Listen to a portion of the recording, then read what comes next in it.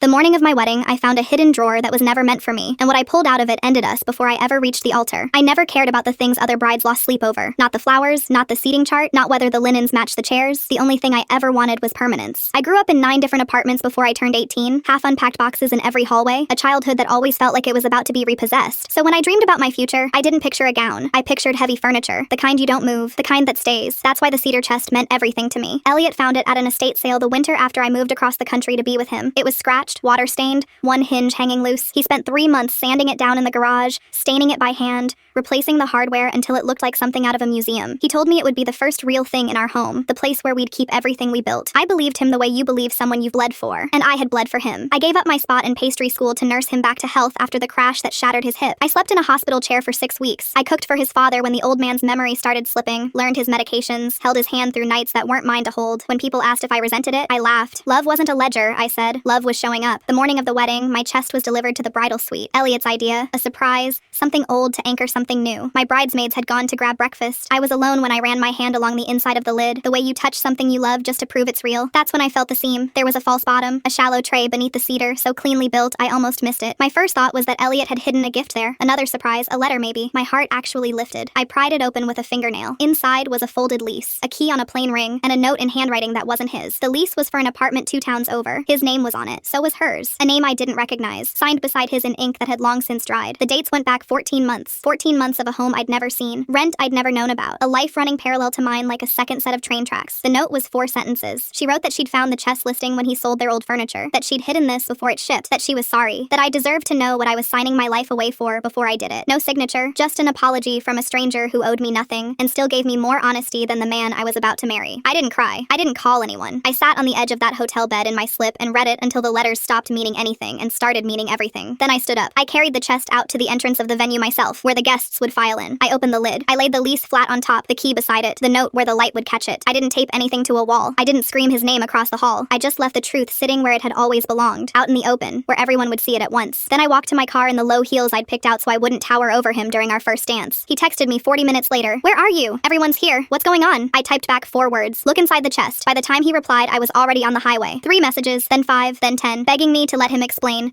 swearing it wasn't what it looked like, asking me to come back so we could talk. Not one of them said it wasn't true. I never answered. I let the chest say everything I couldn't. So tell me honestly, was I cruel for letting them all find out the same moment he did?